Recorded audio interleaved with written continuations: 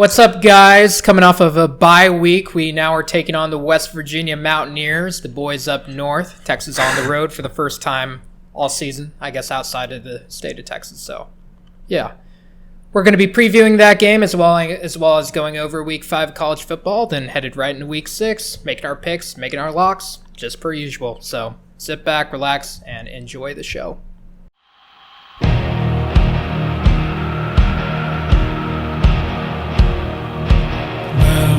Wind been blowing on my back.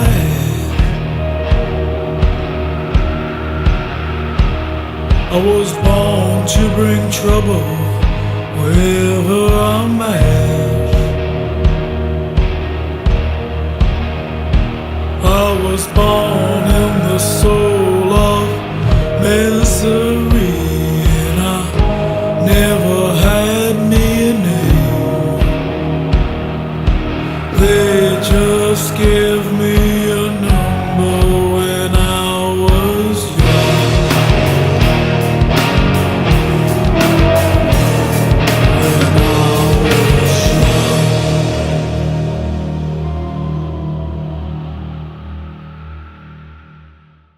All right, what's up, fellas?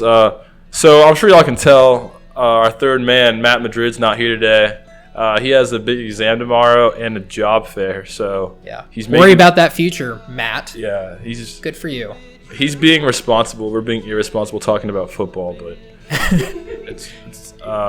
it's a big week. The bye week was slow, and it was ready to get back in action.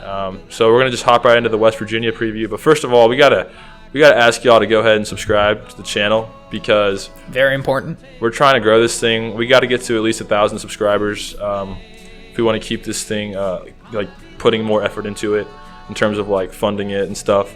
And if you just like things or comment or just subscribe or like just spread the word, it'll really help this channel grow, and hopefully we can give y'all even more videos, like more graphics, better editing, quicker videos. It'll just make the channel better. Yeah. So that would really help us out.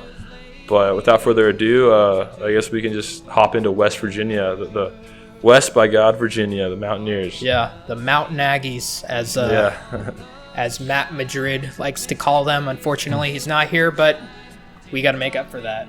Matt likes to give a little bit of trash talk, so we'll go ahead and spice it up a bit. Yeah. But yeah, West Virginia, this season, not very, very different look from what they were a season ago. Like a completely different look. New coach, new quarterback, new offensive weapons, new defensive players. It's literally like the biggest overall you can have from a team from one year to another. They did it. Like it's almost like indistinguishable from last year's team. Yeah, it really is a different team. And Neil Brown will say it, the new head coach. Their whole team will say it. Austin Kendall will say it. It's not the 2018 West Virginia team. No, not at all.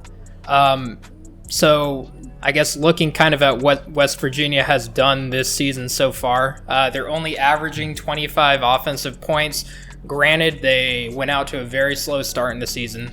Did not look good at all. These past two games, both the team and Austin Kendall have significantly improved, but granted, it was over NC State and Kansas. So, yeah. But an improvement nevertheless. Their offense has actually gotten going. They're actually moving the ball around. But yeah, kind of based on what I've read in the stat lines, their offense looks pretty balanced, even though I guess the coach comes from a spread, family. Or running fear and shoot, or all that fancy terminology. But it looks like offensively they pass the ball, kind of the pass to run ratio is kind of like a 2-to-1. So they keep it balanced, they keep things spread out. And then team wise, a quote from The Office, I believe, in regards to Kevin Malone, for those of y'all that watched The Office, I think a quote is that in describing Kevin Malone, they say, "It is remarkable how unremarkable he is." And that's kind of how I feel about this West Virginia team and the state, I guess, the whole University of West Virginia. It's remarkable just how unremarkable They are. Not. I mean, I guess like Sam James is okay. Yeah, Sam James is their best wide receiver. He's one of the best in the Big 12 from like a stats perspective in terms of receptions. Okay, maybe I'm not giving him quite enough credit, but still, I mean, stat-wise, like he's nowhere near Duvernay or probably even Brennan Eagles for that matter, but still kind of their main offensive weapon, I'd say. And yeah, that comes down to part of it is their quarterback, Austin Kendall. He's transferred from OU, as y'all all probably know. And he had a really slow start to the season against James Madison, the FCS team they opened with. It was an FCS power, like they're one of the top FCS teams. It's not really a cupcake, and they were able to win that game. But Austin Kendall didn't look too good. He's just Neil Brown said he was pressing a lot, and same with the following week when they played at Missouri and they got destroyed. I think they lost like 38-7. They just couldn't move the ball. Austin Kendall was uncomfortable. I think he threw like 3 interceptions against Missouri. Oh, in that one game alone? Yeah. Wow. Because I know he had 3 interceptions on the season. I didn't know it all came from one game. Maybe it wasn't 3 in one game, but I think I read something like that. At least 2. But I know he had a bad game there, and I know Missouri has a good D-line. They have Jordan Elliott, the former Texas Longhorn. Oh, that's right. He was in on some providing pressure on Austin Kendall. And really what it boils down to is Austin Kendall is just kind of a green quarterback. He hasn't had much experience. He sat behind Baker and Kyler. Yeah. He never really had game experience. And now he's just kind of learning as he goes.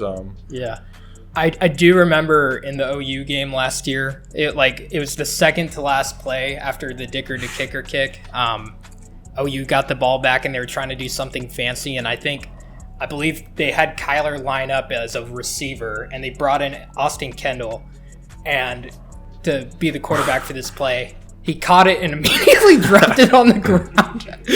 And we should have recovered the fumble, but we didn't. And then OU got one more play, and then we beat OU. But that's all I remember from Austin Kendall is the guy that took a snap and hit his hands ground. So yeah, they had some illustrious trick play designed, and it just didn't happen because Austin Kendall dropped the ball.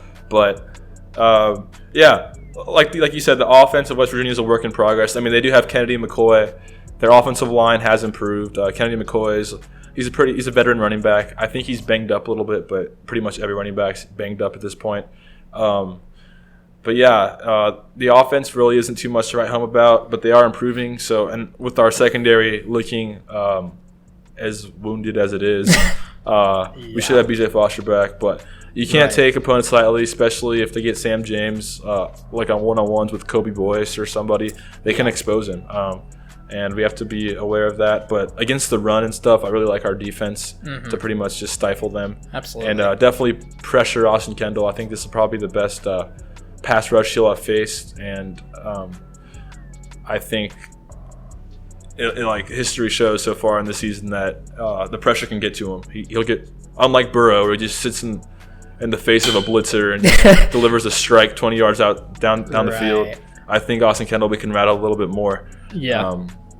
But yeah. Definitely. And what I do like about, many things that I like about our Texas team, but one thing I definitely like is our run defense is really stout.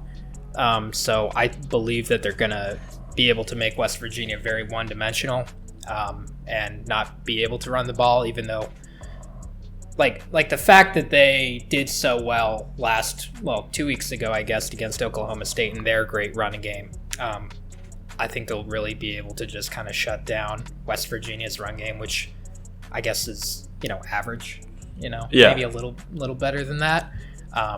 So be able to shut that down, and then it really comes down to, I guess, pressuring the quarterback who doesn't have a ton of experience, and then hopefully our secondary is able to hold up this game. Yeah. Despite kind of I expect to see a lot of rotation in the cornerbacks and probably see a lot of young faces as well.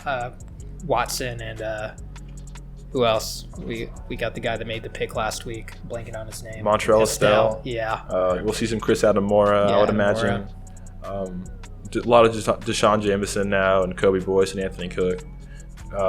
They've already played a lot, but they're going to have to play now. There's no getting around it. Yeah. And kind of an interesting point. Be on the lookout for Cook in this game if he does get reps, because this is his opportunity to actually get his spot potentially back. If he doesn't show up in these next couple games, there's a chance that Texas literally just might move on from him, because they got a lot of great incoming talent. These young guys are looking really good. Once they're able to, all these other starters are able to recover and come back. Based on what he's shown so far, it just looks like, this is his time to shine. And if he doesn't, I don't know. Yeah. It's going to get lost in the wash or transfer or something like that down the road. Not speaking it into existence. Of course, we want Anthony Cook to be here. I believe Matt Madrid actually saw him at Chick-fil-A. Oh, no, that was you. Oh, yeah, saw him at Chick-fil-A, and big dude for a cornerback. So yeah, of course, we support our Texas players and don't want anyone to transfer. But just saying. Yeah, it's his opportunity. I love. Last year he was so good as a freshman. I thought he was going to be our guy, especially in this game. He had some really good plays. He stepped up against David Sills and Gary Jennings. Yeah. And I think he'll seize the opportunity. He's going to be out there by necessity now. It's not like we can bench him for Jalen Green or anything. Right. He's going to be out there, and I think he'll ball out. This is a good matchup for him to get his confidence up. I don't think Austin Kendall will be lighting us up. They'll make their plays, I would imagine, but I don't think it's going to be just constantly just nickel and diming us everywhere. No. But let's move on to West Virginia's defense. Okay. It starts up front with the Stills brothers. I was looking at. They are brothers. Yeah. Like twins, or I think Darius is a junior and Dante's a sophomore. Okay. Yeah. I wasn't sure. I'm like, they both have the same last name. I wonder if they're brothers, but that's crazy. They have a good D line led by them two. I remember two years ago in the Under Armour All-American Bowl, I saw Dante Stills just make two great plays. I was like, who is this kid? And I saw Dante Stills committed to West Virginia. I was like, West Virginia landed an Under Armour All-American guy. Dang, that's pretty impressive. But yeah, I love Dante Stills, and Darius Stills is apparently better than him right now. Yeah. I'm sure he's older, but that D line is probably going to be the best D line we faced outside of LSU, maybe. Really? Yeah, I would imagine so. I think they're better than Oklahoma State and Rice and La Tech. Well, definitely Rice. Yeah. And they also Van Darius Cohen. He's a Alabama transfer linebacker, almost a 5-star, highly rated guy. He assaulted someone in Alabama. He had bad grades, so he got kicked out. And West Virginia picked him up. He sat out a year. He was suspended for 4 games. And now, Saturday, he makes his debut. Neil Brown was saying that he's gotten a lot of first-team reps in the last month, and he looks good. He's excited to play. He's a really talented guy. He's the type of talent that we have. He's elite, and we'll see how he does. I think he's an outside linebacker for them. So they got players, and they also have back to the offensive side. George Campbell, I believe, he was a former 5-star guy, receiver at Florida State. He's out on the edge with Sam James. So they have players. They always pick up transfers, especially with Dana Holgerson. That was kind of their niche that they would like to go after, just transfer guys that they could just take in and develop, because they can't really recruit too well out to West Virginia. But they got players on defense. I don't know if I have any stats on them. Do you have any stats on what they're giving up per game? I know that they're ranked number 56, which is pretty good for a Big 12 team. But I had it up earlier, but I do know that they I think they're limiting teams to around high 20s in scoring, which is pretty good. Again, they haven't played anyone too great.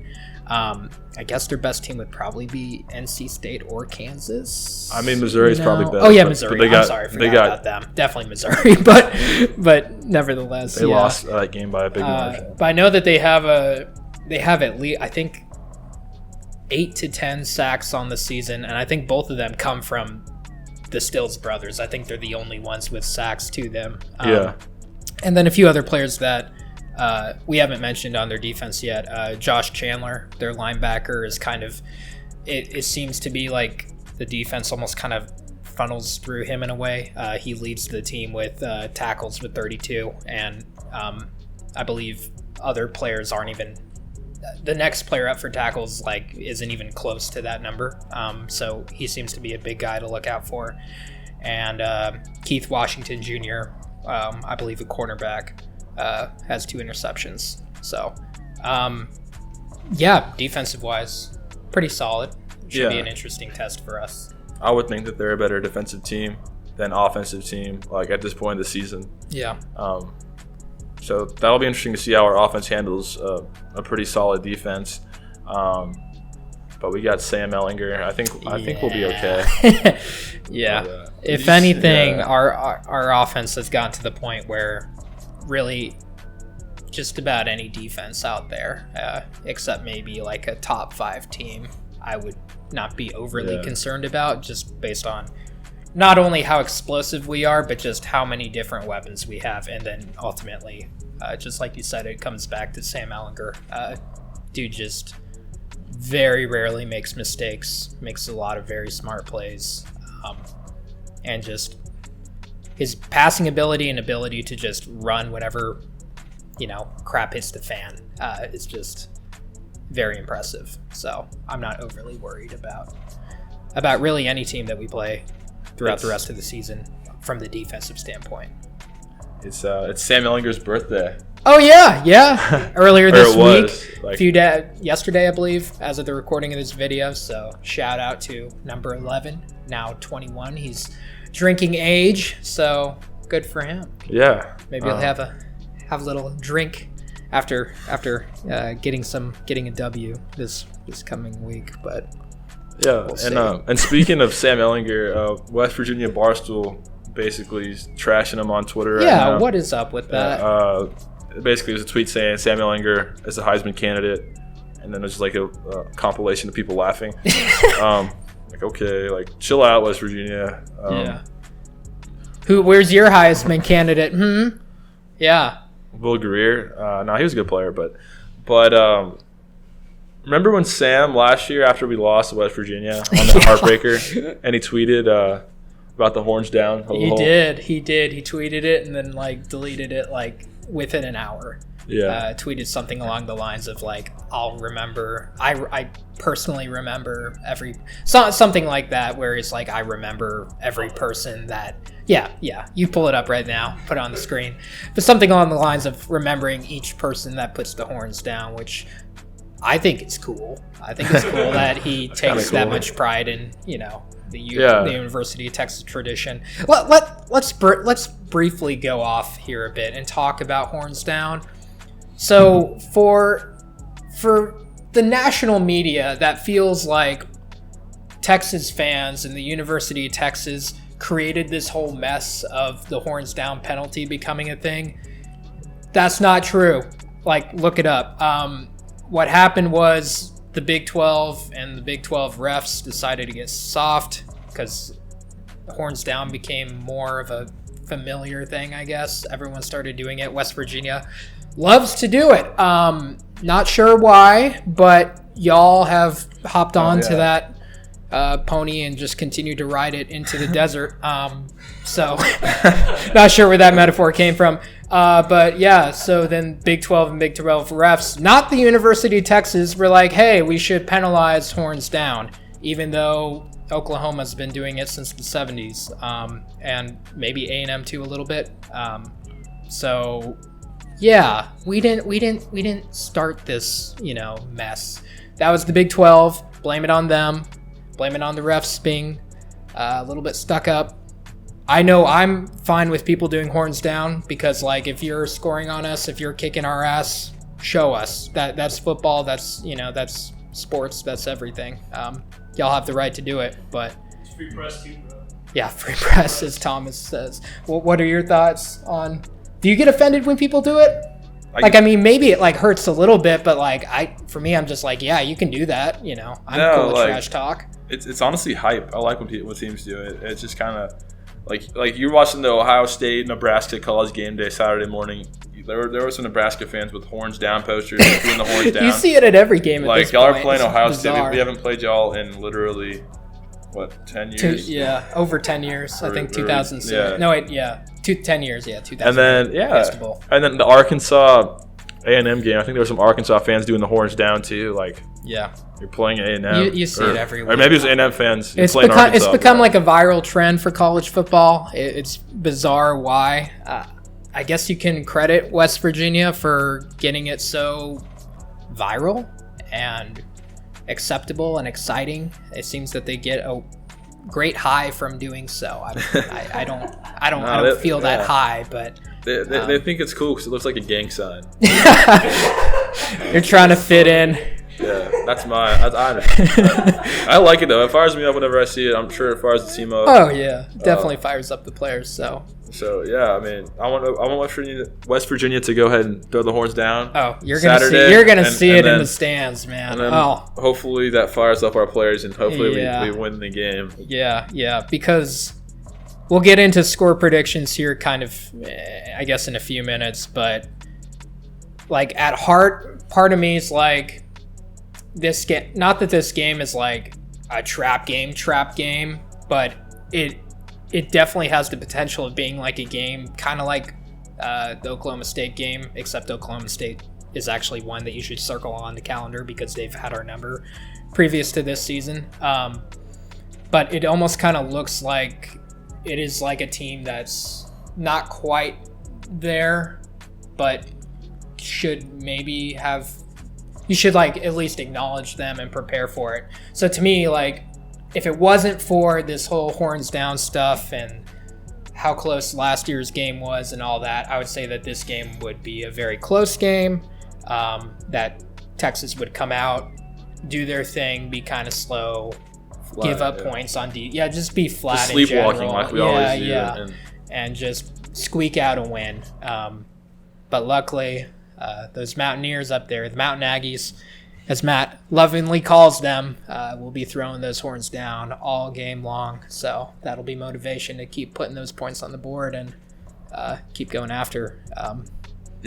Keep going after Austin Kendall.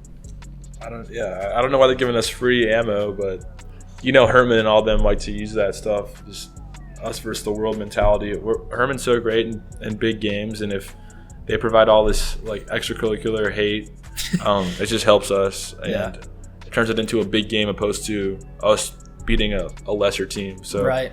I mean, it's gonna backfire. I think Texas will go ahead and take care of business. Yeah, it's funny. It's like if West Virginia really wanted to win this game, they should like down hype this as much as possible. Like tell the fans, like, don't come to the game, don't throw horns down. Act like Kansas fans did last season and the seasons before. Just don't even show up, and maybe we'll pull an overtime upset like that Lawrence team did a few years back. Even though we don't like to talk about that game, but yeah, I think that's their Again, we'll get into predictions in a bit. Let's talk a bit from the Texas side of the ball. Offensively, as you said, really no. We're pretty much healthy now. Herman said that Colin Johnson's still working through some things, but he thinks, barring no setbacks, he'll be able to go. If not, bro, honestly, I'm just saying, just like, you can sweet him out, but don't play him. Or I don't know, maybe he wants to get his feet wet before we go back against OU. Right. If he's fully comfortable, let him go play, but let him decide what he wants to do. Maybe he wants to get those stats up because he is about to declare for leave and go to the draft. So maybe he does really want to play this game, and it's his senior year. I personally would say just sit him because I think we'll be fine without him in this game at least. So, but we'll see. We'll see what happens. It seems like that will be kind of a game time decision. And then I believe his brother, Kirk Johnson, is back from injury. I think. I haven't heard much from him, but he should be. Like the time is up. That, right. Like, he was out. So maybe we'll see him a little bit, even though running back wise, I think we've been looking pretty decent. Ingram's kind of come back into his own, and then we have why am I blanking on his name? Roshan, yes. We have Roshan that's tearing it up right now. And Danny Young providing some depth and toughness. Mm-hmm. So our running back situation is looking a lot healthier than it did like 4 weeks ago. A lot healthier. Way healthier. And we got Sam at quarterback. Pretty healthy. Our offensive line should do its thing. We're playing probably, like I said earlier, a tough challenge, the toughest we've had in terms of pass rush. And I'm not sure how great they are against the run, but I know they're pretty good at getting to the quarterback. So it'll be a good test for our offensive line, who's been balling out. Yeah. And to get another mount on the wall, So hopefully our offensive line can handle the Stills brothers. Hat from that Mountaineer mascot. Yeah. Put that on the wall. But man, our offense looks good. I'm not really concerned about the offense. No, not at all. Defense, I guess that's where that concern lies. The good thing about our defense is from a front seven standpoint, I think we're pretty solid. Not too many big time injuries. No, correct? Yeah, we're pretty healthy. Yeah, it's really just kind of the cornerbacks and safeties. If Foster comes back, that'll be huge because that'll fill in a big hole for the lack of other big time players back there. Stearns is out, but we still have Brandon Jones out there. Still have Chris Brown out there. Unfortunate that Thompson's now probably out for the season. Yeah. Montrell Estelle looks serviceable. Overshone might be back. He's probably right now. That would be huge because that guy looked really good in his time that he's played for us this season. What else is there on the defensive side that we're missing?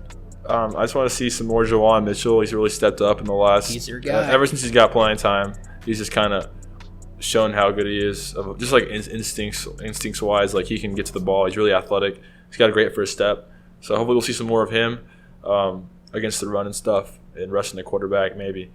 Joseph Osai, I want to see him just continuing to have an All-American type season. He's really stepped up, kind of our leader on defense right now. Yeah. And our passer, I want to see Keontae Coburn take another step. He had a great game against Oklahoma State. Hopefully he can keep it going. That whole D-line. Yeah, everybody. Malcolm Roach, Taquan Graham, Marquez Bimage. They're playing the best ball they've played. Yeah. And they're probably collectively in a long time. Let's try to get some sacks. We haven't had too many sacks this season. We've had some great push on the line, and we've definitely shut down a lot of teams' running games, but haven't seen a lot of sacks yet. I think this is definitely the game to have a little sack party because, like you said, Austin Kendall definitely looking much better in these past couple games. I think his completion percentage is over 65%, so definitely has improved. But their O-line, do you know anything about their O-line? They're getting a little bit better. They shuffled the starters a few weeks ago, and it's kind of helping out. But it's nothing. It's not. We're not playing Joe Burrow or even Spencer Sanders, honestly, in my opinion. No. Or Chuba. So I think our defense.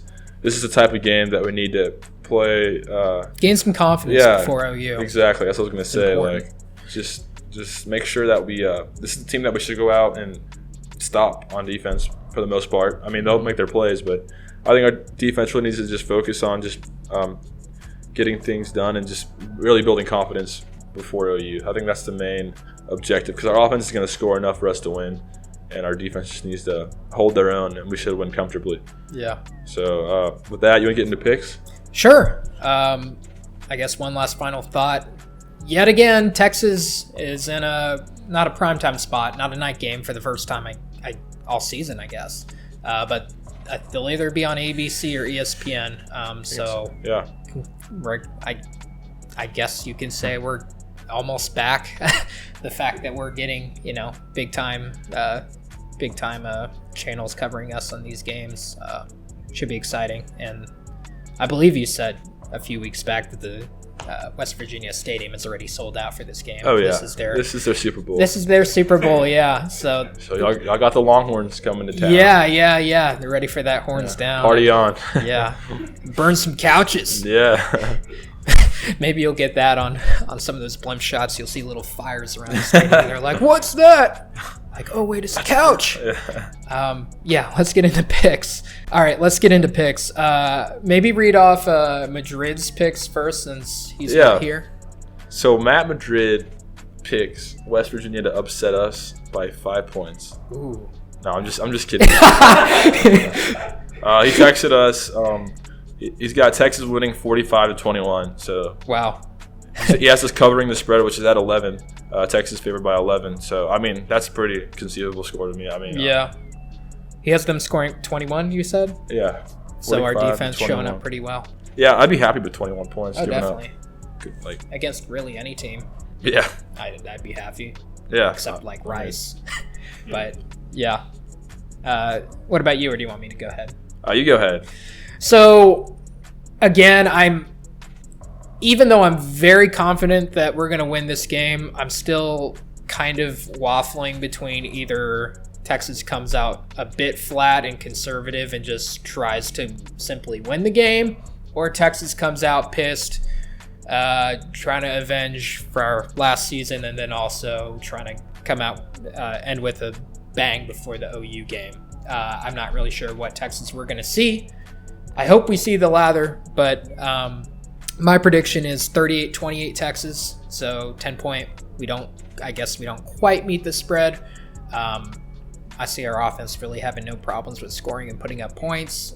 Defense, I think we'll do pretty well. I guess holding them to 28 in a game that our offense is going to be moving the field, ball down the field pretty quickly. I guess is a good, pretty solid effort. But yeah, 10-point game. I would love to see a big old blowout. That would be great. That'd make my day. But yeah, 10-point game. What about you?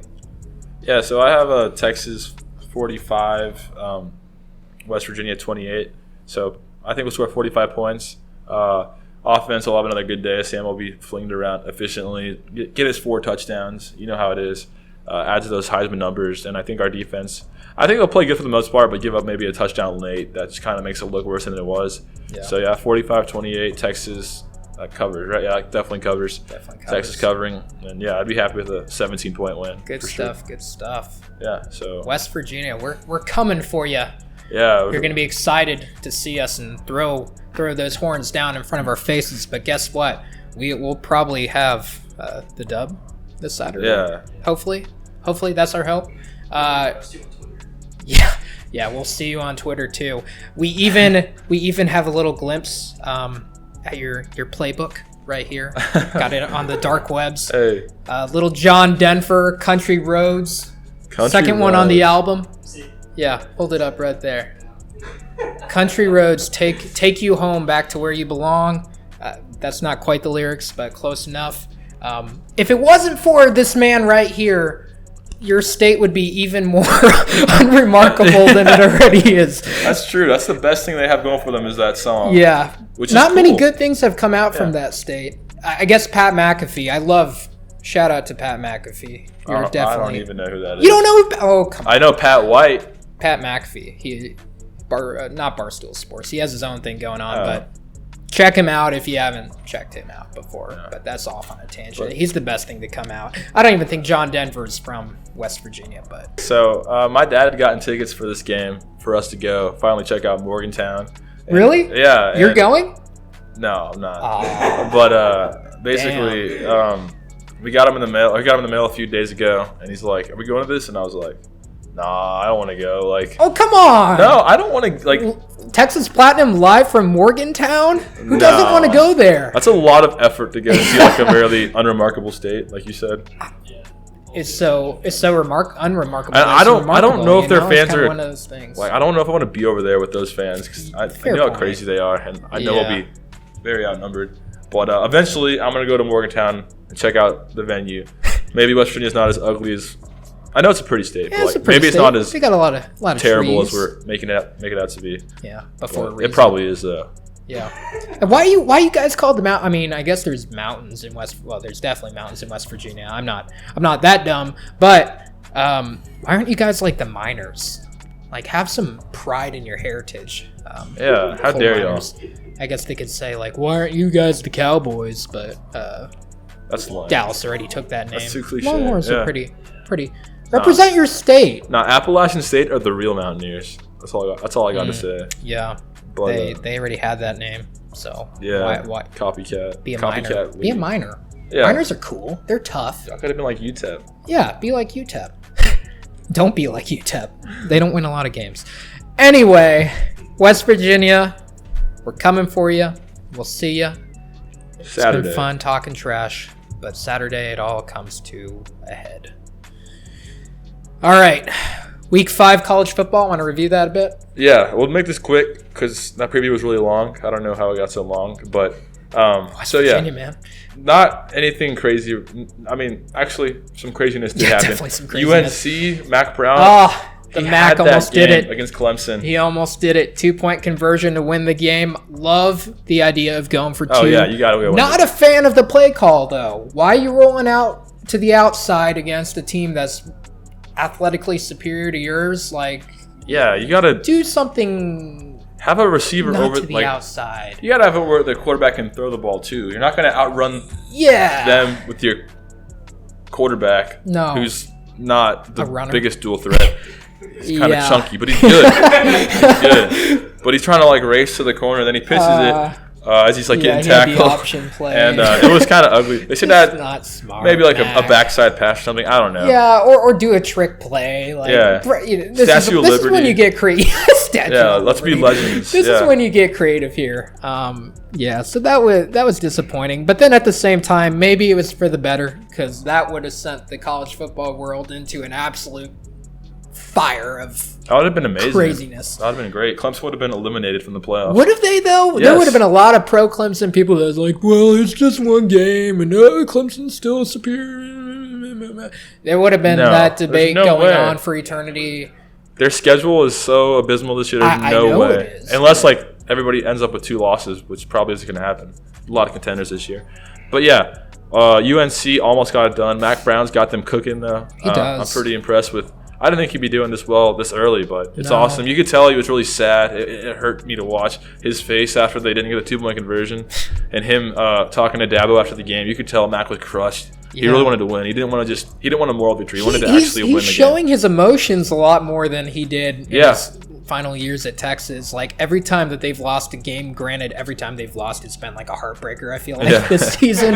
But you can tell that he's like visibly hurt, and he's got his heart in this coaching job. So, we're all for that. Live your passions, man. Everyone's talking about UNC now, and that hasn't been the case since Mac was there last time. So he's got them rolling in the right direction. I know they're 2-3 maybe. Yeah, what, 2-3.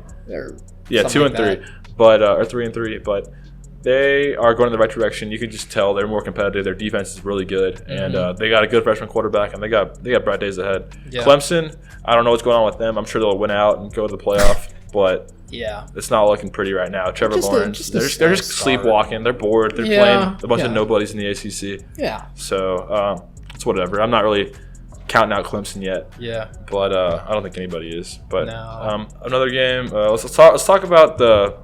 What was it, 11 a.m. Arkansas versus A&M? Yeah.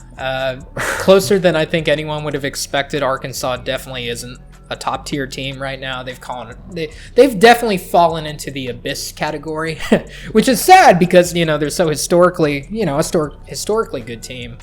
But, yeah, A&M struggling again. They're looking kind of uninspired. They look soft. I would have never guessed. Because, this is the season where, every game where you're not playing, a big-time team, you got to win that, man. And, I was gone, out and about this weekend, so I didn't get to watch a lot of these games. But I was looking at highlights, and they just look, on defense, they look slow, and they're, missing tackles and just kind of, sleepwalking. But they shouldn't be sleepwalking. They should be rolling. Even if you sleepwalk against Arkansas, you shouldn't be in a – you should still be up by 17 points in the fourth quarter. Kellen Mond is just kind of he's good, but he's also just – he's just good. He's nothing more. Yeah. He hurts them. He threw a terrible interception. He's not a great – leader. I don't know. He might be. I know he's a military family and all. He seems like a good guy, but I just don't see that dog in him like you see from Sam or Jalen Hurts. You don't see that in him, and that's what makes me think all these Aggies are saying 2020 A&M's going to make a move. First of all, y'all haven't done anything since 1939. Second of all, roasted. Second of all, is Kellen Mond really going to take out of the playoff to beat Bama and beat Auburn at Auburn, who's supposed to be think about them next year with Bo Nix. Bo Nix Right. is looking really good. Imagine them next year. I know they might lose a lot, but Bo Nix is elite. He's better than Kellen Mond. Yeah. And then you also have LSU next year. Are y'all really going to make a move next year? Are y'all really going to? Because that's kind of the year y'all been talking about for like decades now. Yeah. So, and maybe they finally play Georgia. Don't they finally they play them Georgia? this year. They play them this No, year. next year their schedule is pretty soft. Oh, so that's right. That's why they're saying that's their year. But Yeah. they still got to beat Auburn, LSU, Bama. And then go play, if they do somehow make it out of the West, go play Georgia. So I think y'all will see Jimbo's run maybe after Kellen Mond's gone, maybe with Haynes King, even though he looked kind of bad against – I saw him on ESPN the other day. He's their quarterback commit. But I'm kind of fading A&M, and I'm trying to be objective about it because I was kind of like, dang, they're getting pretty good last year. They look good. They did. They were like a tough team that played That consistently. LSU win was pretty good. memorable. Yeah. That's so But memorable. You put them on cups. They're taking steps back this year. I didn't expect that.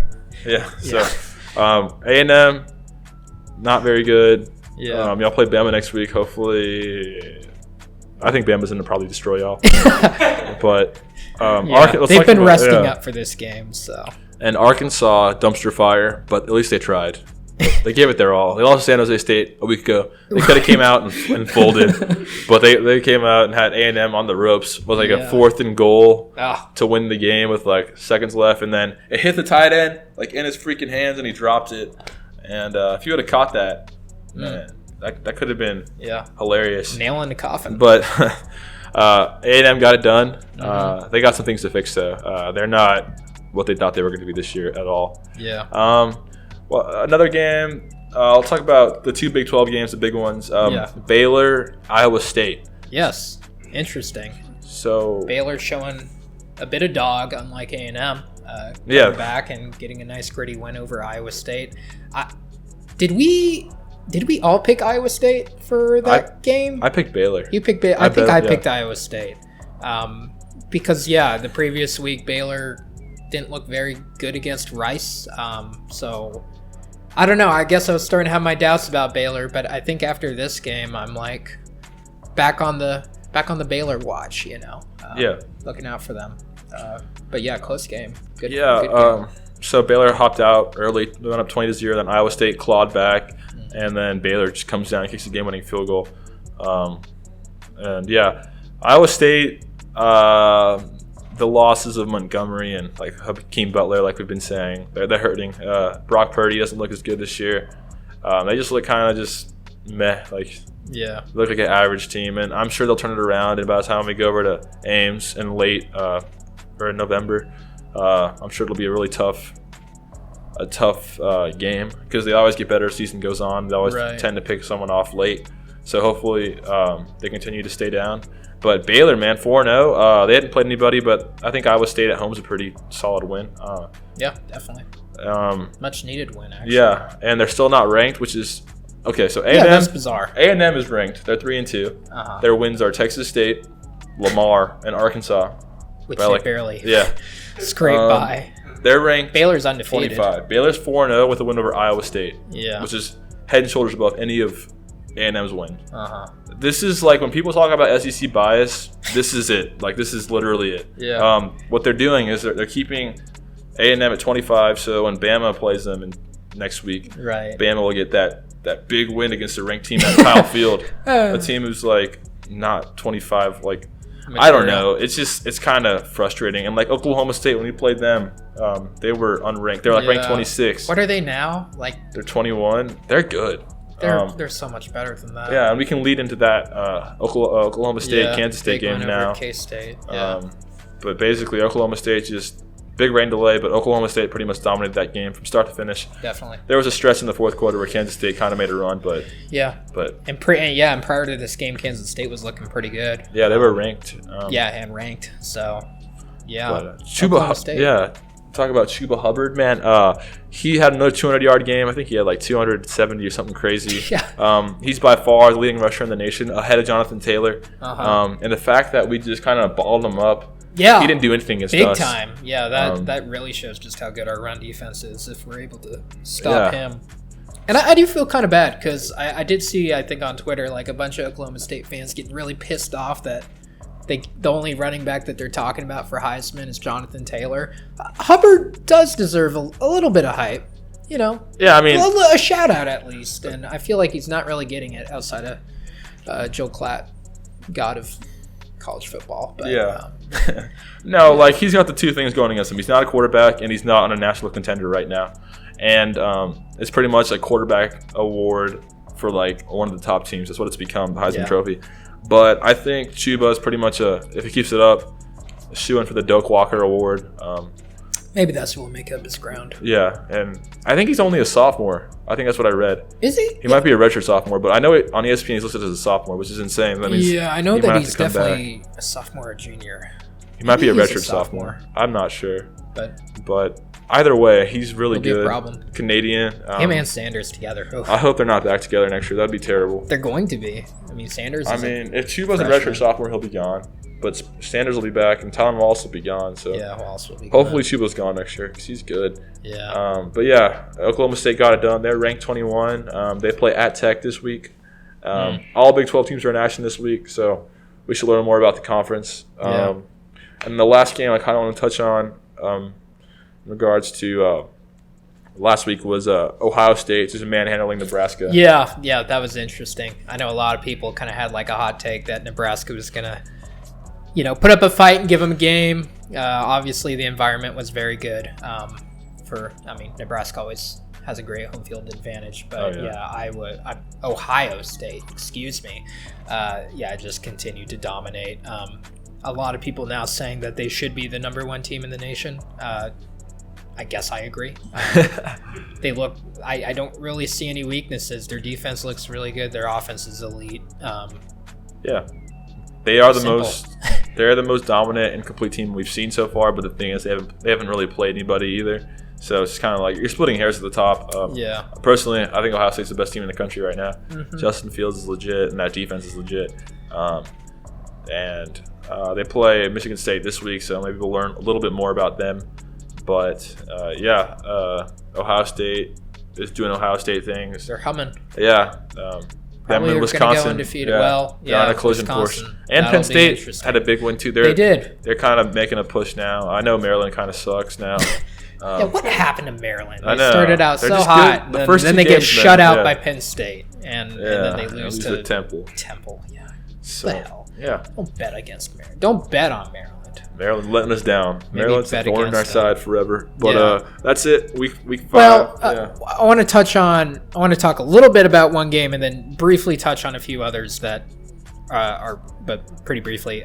SMU destroys USF. Good old Shane Buechele, former Texas quarterback, against former Texas head coach Charlie Strong. SMU cranking things out, looking good. They're ranked finally, undefeated.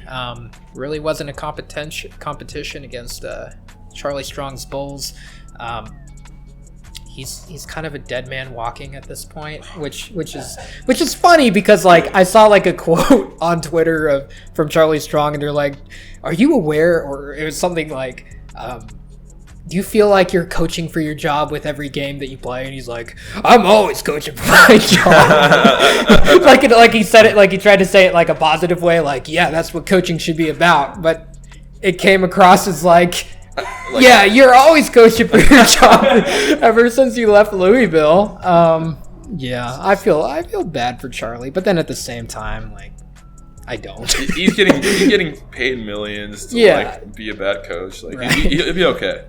Yeah, but maybe he's got to go back to defense because he was really good at that. Still be a DC, no pressure. You'll still be a millionaire. You'll still get paid pretty well. Yeah, take it easy. Yeah, make $900K a year. Team up with your boy Urban Meyer when he goes to USC.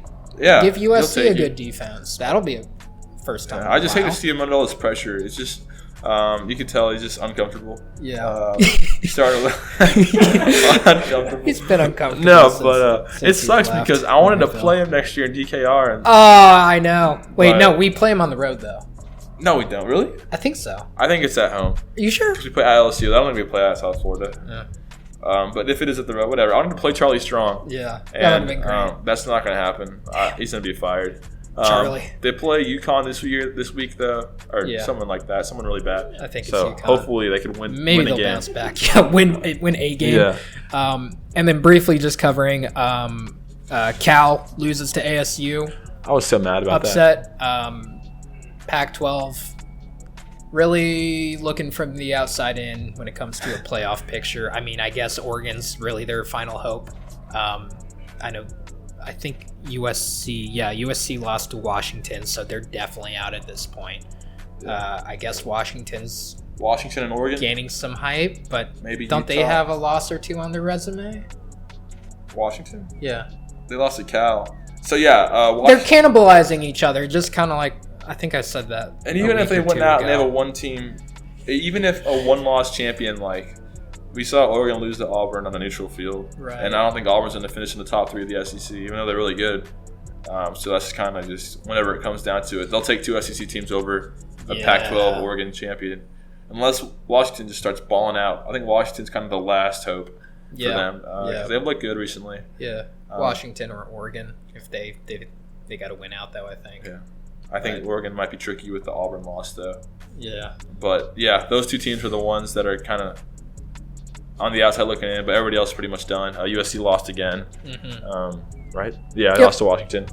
But, Cal was looking good with a quarterback. Chase Garbers got hurt, and that really screwed me on my parlay bet. But, anyways, Pac-12 in shambles as usual. Yep. But, so is that pretty much it for week 5? That's all I got for week 5. All right. Cool. Week 6. So we have how many games that we're gonna picking from? We're gonna pick 5 games. 5 games. Again, no. 5. Actually, there's a pretty good matchup in here. A couple. Iowa at Michigan, 11 a.m. Saturday at the Big House. At the Big House. That's actually a pick'em type game. Actually, it is. Michigan last. We didn't mention it in week 5. Michigan had a resounding, big time defeat over Rutgers. Shut them down. 59, shut them out. 0, right? Like 59-0. Ruining my lock because I never in a million years would I guess that Michigan would score 59. So especially this season. They look like they should. So maybe they finally got their wake up call after getting embarrassed to Wisconsin. We'll have Matt Madrid be the first pick. Yeah, we got all his picks written out. We got y'all. We're gonna get everybody's voice in here. Yes. Matt Madrid actually picks Iowa to go beat Michigan on the road. Ooh. I like that. It's spicy. Yeah. Personally, I think Michigan wins. I think they have a big win. Like they win. Yeah. Not big, but like comfortably. They win by like a score, maybe 2 scores, and it's not really a nail biter at the end, which will be like really good for Michigan fans. They only need to get some momentum going because that loss to Wisconsin was terrible. And Jim Harbaugh is almost like if he loses this, he's literally coaching for his job. Yeah, definitely. You can't lose to Iowa after getting caked by Michigan. Right. I have Michigan winning as well. I do see it being close though, just because Iowa hasn't been bad and they're undefeated. Yeah. Oh, that's right. They are undefeated. Yeah, well, I was thinking back to that Iowa State game and just how sloppy that was, but But I guess that was the first game of the season. But yeah, undefeated. They always play Michigan well. I feel like. Well, maybe not, but yeah, they upset them a few years ago, kept them out of the playoffs. It's a big time game. I see it being close. I see Michigan winning at home. They kind of have their backs up against the wall right now. Harbaugh, like you said, coaching for his job. I think Michigan will win. Probably a close game, 1-score game is what I think. Yeah, if it was at Iowa, I'd probably pick Iowa, but Michigan at home, I think that's a better pick. Mm-hmm. All right, and then 2:30, Auburn travels to Florida on CBS, which will be a fun game. That's a top 10 matchup, and that'll clear some room for us to move into the top 10 after we pound West Virginia. Yeah. What's Madrid say? Oh, yeah. Madrid, he's taking the Auburn Tigers. Bo Nix getting it done on the road. All right. Yeah, I'm picking Auburn as well. In fact, this is one of my locks that's coming up. Florida's they've been getting by. They've been staying in that top 10 spot for a little too long. They're getting lucky, I feel like, playing lesser competition, and it's time for them to finally be exposed. Yes. They got the backup quarterback in, Trash. Trash. Love that name, but looks a little bit too much like trash for my liking. But so maybe he'll play like trash. I don't know. Auburn's got a good offense. Florida's defense is, I guess, kind of the strong suit of their team, but even then, I feel like it's a bit overrated. Yeah, I think Auburn wins, actually. I wouldn't say easily, but I definitely see Auburn winning this game. Yeah, I'm with you. I think Auburn's just the better team. I think that defense will really just give Florida problems. I don't think Florida will be able to score or move the ball that much, honestly, against that really good defensive line and defensive front. And I think Bo Nix, he had a great game last week against Mississippi State. He's really kind of coming into his own, it looks like. I think he'll make enough plays to win pretty comfortably. I don't think it'll be them exchanging blows. I think Auburn will control this game from the get-go, like they did against A&M. But I think Florida might play them a little bit closer than that. But still, Auburn comfortably. Bo Nix, hype train. Keep it rolling. We'll see how he does. And we need Auburn to win this game because if Florida wins this game, then Florida probably moves up to like the top 8 or 7 of the nation, maybe 6. And then they travel and play at LSU, who is like ranked 5. Oof. And that's next week. So that'd be like a top 7 matchup. LSU hosting Florida, rivaling Texas against OU, which would be like a top 10 matchup. So we need Florida out of there so we can secure College Game Day, get all the spotlight on Texas OU next week, and have LSU play like a ranked 20 Florida. That's what we need to happen. Well, we do have that 11 o'clock game time secured, and I feel like if Florida did win this game, they would get that night game. It's a night game, but I'm just talking about game day. I love game day. Yeah, I do. Yeah, I do too. But yeah, either way, we're gonna have all the eyes on Texas OU the following week. Definitely, big time rivalry. All right, our next game, Baylor. This is interesting. Baylor travels to Kansas State. Ooh, what does Madrid have? Matt Madrid has Kansas State. Ooh, knocking off He's the got a undefeated bunch of Bears. upsets. 2 upsets, but Kansas State knocking off Baylor at Baylor. Yeah, no, it's at Kansas State. Oh, at Kansas State. That's why it's tricky. Oh, if it was at Baylor, I'd be like, oh yeah, Baylor wins this game. I'm thinking K-State. Even though I was just saying earlier in the show that maybe I should be looking out for Baylor right now, I'm still on the edge. And, as a Texas fan, Manhattan is, even though we won there last time, it is a place of nightmares. It's where your dreams go and die. Yeah. I don't know why the name of the stadium is Bill Snyder Family Stadium. It's got this wonderful, cheerful ring to it. But it's a hard place to play. And I don't know if Baylor's ready to win on the road against K-State. They definitely can prove me wrong. I don't feel that comfortable with this pick. But, I'm taking Kansas State in, I guess, a mid to high scoring game. Maybe like a 1-score win. Yeah. Y'all both have Kansas State. I'm going to take Baylor.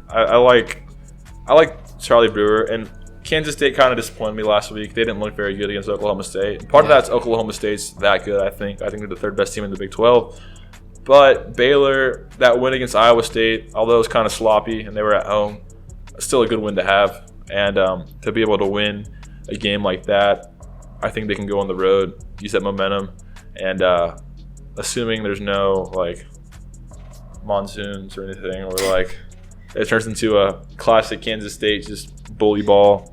Yeah. And Baylor can't pass. I think Baylor makes enough plays to win a thriller down the stretch.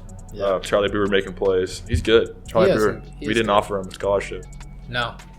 Even though his dad and his grandfather and his uncle all went to Texas. But we did offer his brother. who plays tight end, Cade Brewer. They're brothers. I'm 99% sure they are. I think I saw that recently. They probably are. They both went to Lake Travis. So. Yeah, both went to Lake Travis. There's a lot of Brewers out of Lake Travis. That's it's Brewer Town. Yeah, the Brewer pipeline. Yeah. All right. TCU travels to Iowa State. Ooh. Another second tier battle. These are all tough That's games. the Big 12, man. It's just Texas. You don't know what you're gonna get, with these other teams. TCU, Iowa State. Well, what does Madrid have? Madrid has TCU winning this one. Okay. At Iowa State. I'm picking Iowa State. They had that close game against Baylor last week. TCU looking a little flat this season thus far. I don't know if I trust their offense all that much. Yeah. Granted, I don't trust Iowa State's offense all that much, but I still think they have potential to put up more points than TCU does if it comes down to who scores more. And then the home field advantage for Iowa State. So, yeah, Iowa State over TCU. That's my pick. Yeah, I'm going to take Iowa State as well. It's hard to win in Ames, as we all know. Yeah. Tough place to play. Another place where dreams die. Yeah. And I like Brock Purdy more than, who is it, Max Duggan or Andy Dalton? It's a revolving door. Alex Dalton. It's a revolving door of quarterbacks. I think Iowa State's quarterback's a little bit better, and they're at home, and I like their defense. And Matt Campbell, how he does. He's gonna turn it around eventually this season. And I think at home against a team like TCU is a good opportunity for them to get that win, start building that momentum, so they can making a push in the conference. Mm-hmm. Last game we're gonna pick, Pac-12 after dark. Cal at Oregon. Ooh. This would be a fun matchup if Cal's quarterback was still healthy, but he's out for he's in a sling. He's done for a while. Chase Garbers, I think. Madrid, I'm guessing, has Oregon. Yeah, he has Oregon. I think it's a clear Oregon's gonna win. Yeah. With the quarterback out, Oregon looks good, man. And they've been looking good too. Yeah, as you just said. And also Oregon's home field advantage is another amazing stadium to play in for them. Difficult place for opposing teams. So I look at that. I say Oregon. Yeah, Justin Herbert's quietly putting together Justin Fields, Jalen Hurts, Sam Ehlinger, Joe Burrow type numbers. I think he had, last time I checked, it was 15 touchdowns, 0 interceptions. Nice. So he's in the Pac-12, so he'll never get the love, but he's in that. He's in that category. Love. Yeah, he'll get that NFL. He'll get that money bag at the end. Yeah, he'll get what really counts. Yeah. But yeah, Oregon for sure. That would probably be a pretty big win for Oregon, I would imagine. Definitely. Okay, so moving on to locks, then we'll get out of here. So last week I went 2-0. Madrid went 1-1. And I went 2-1. 2-1. So we're still doing solid. Yeah. Our overall record right now, this is insane. 21 wins and 10 losses on the bets. Yeah. Better than 2-1 odds. That's so good. Free money. Guaranteed to make money off of us. Just listen. This is a free service. We could be charging y'all, but we're not. Yeah. Because then we wouldn't have viewers like you probably. But we'll get there one day. But in the meantime, just the only payment we want is your subscription and your likes and your views. Just comment something. That's all you need. But in the meantime, what you get from us is guaranteed cash and great picks. Yeah. So what does Madrid have? So Madrid's locks. He's got 2 of them. He's got Utah State plus 28.5 at LSU. Who did he pick? Utah State to cover. Plus 28.5. Ooh. So he's taking the points. I like that pick. Do you? Yeah. Utah State's slept on, and I think they have Bryce Love as their quarterback. LSU? Or not Bryce Love. Jordan Love maybe. He's really good, and I haven't kept up with Utah State this season, but I know last season with Matt Wells they were really good. They won freaking 11 games. And LSU, you saw what they did against Vanderbilt. I think their defense is still banged up from the Texas game a little bit. Yeah. And I think they're just kind of resting players until they get to Bama and Auburn and Florida. But yeah, I think LSU. I mean, they're coming off a bye week though, so I could. Yeah. I would stay away from it, but if I had to pick one, I would think LSU wins like 50 to 28. I think that would cover. I think so. 52-28. I think that would cover. And then what's his second lock? His second lock is Charlie Strong. Ooh. South Florida minus 10.5 versus UConn. So he's got faith in Charlie Strong covering the 10.5 points. Interesting. Madrid. Sorry, you're Matt Myers. It's easy to get confused. They're both named Matt. Yeah, with the bold picks. Yeah, I couldn't bet Charlie Strong. I don't know. No. Like, that takes courage. Yeah. Like, where is he getting that from? I know UConn's really bad. Like, they're leaving their conference to go to a lesser conference. Yeah. That's how bad they are. But Charlie Strong, 10.5 points. You think picking a Charlie Strong team to beat anybody by 10.5? He's the dead man walking. Yeah, I don't know. And I think his nickname should be the Zombie because he's a dead. Yeah, he's just. But that's really harsh. But yeah, he is a dead man walking, but he's a rich dead man walking. So it's all good. The rich zombie. All right, Matt Madrid went 1-1 last week. Yeah, so those are his two locks. Right. What do you got, Trevor? So I have three locks. Bowling Green at number 9 Notre Dame. Notre Dame is 45-point favorite over Bowling Green. Nothing wrong with that. They should blow this team to smithereens. However, 45 points. I had this same type of lock, I think, against LSU where they were favored by like 50 over some superior team. And whenever you get over 40 points, that's when it gets a bit iffy because it's like at that point you got to blow a team out and you got to keep your foot on the gas. And you never know with some of these games because if you do them right, you should blow them out and then bring in all the backups. Notre Dame kind of strikes me as a team that will probably do something like that. I'm taking the under under 45 points. I mean, I see them like beating them by high 30s or maybe even 40, but 45. So you think Bowling Green covers? Yeah. Okay. Bowling Green covers. I if I was picking that, I'd be on the other side of that. Really? Yeah. I don't know why. I just saw what they did against New Mexico, and I know Bowling Green sucks. So I would be on the other side of that, but we'll see. Okay. And then Tulsa at number 24, SMU. SMU is a 15-point favorite. SMU's rolling. SMU's humming. Shane Buechele looks great. Tulsa, I'm not entirely sure how they're looking, but I know that they played an okay game against Oklahoma State, taking SMU over 15. SMU covers. Nice. And see, I was looking at that. I like that pick. You like that one. Okay. And then Florida, Auburn is a pick'em game. I already gave my prediction. I think Auburn's going to win. Not easily, not by a ton, but I definitely see them winning. Florida's gonna finally falter. They're finally gonna hit reality and be like, wait a second, we're not a top 10 team. Well, maybe they are a top 10 team, but we're not a top 7 team, something like that. Yeah, they're gonna falter, and it's gonna be great because then Texas is gonna move up. So, those are my locks. Yeah, if Florida wins, I will be shocked. Yeah, I'll be amazed. I'll be like, well, I'll be damned. If they win, I'll still say they're not that good. Go Gators. Right. I am not on the Florida train right now. No. But, they still got to play Georgia and Bama, right? Not Bama. They play LSU. Oh. Georgia and LSU. Those are two losses. And they play Auburn. Because they can't keep up to... Yeah. They definitely can't keep up to LSU from a scoring standpoint. Yeah. Florida, like Charlie Strong, who's dead man walking. It's just only a matter of time until they get exposed. All right, so my two locks, last week I had Oklahoma State covering against Kansas State -4, which they did, never sweated it. And then I had Ohio State covering against Michigan State -15, and that was super easy. That was like over in the first quarter. Yeah. Never sweated that. Always bet on Ohio State. Yeah. That's what I think we've all kind of traded off all season with this Ohio State pick, covering, and it's just like a guaranteed easy win, so yeah. Yeah, and like you said, always betting Ohio State. I'm going back to the well.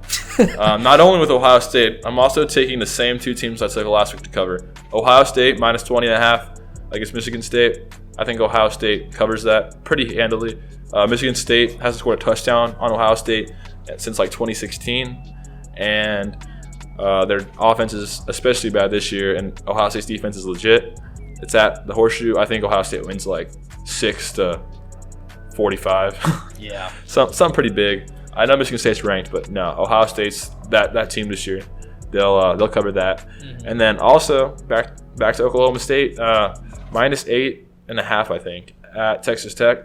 I know it's in Lubbock, but I think it's a day game. That's ridiculous. 8.5. Who came up with that line? I know. Did you guys see Tech last week? It was turnover city. Turnover city, man. As Matt Madrid says, Jet Duffy just.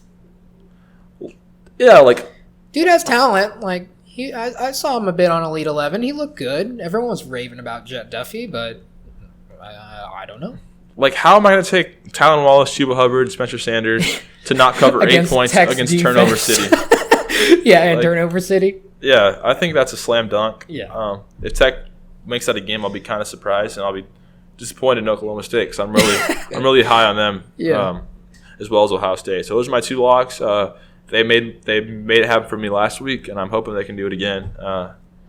21-10 right now. Trying to make some more. Make more money. Yeah. We got some bold picks this week though, so yeah.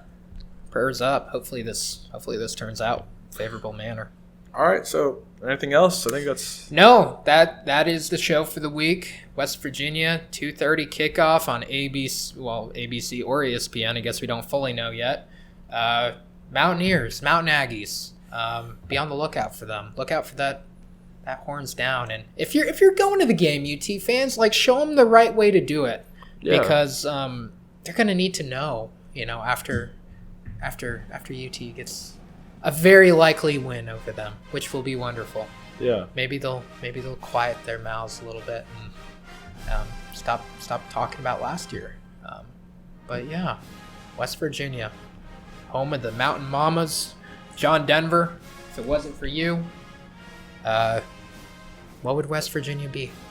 Just a state. It'd be Wyoming. It'd be Wyoming. All right. See you guys. Peace.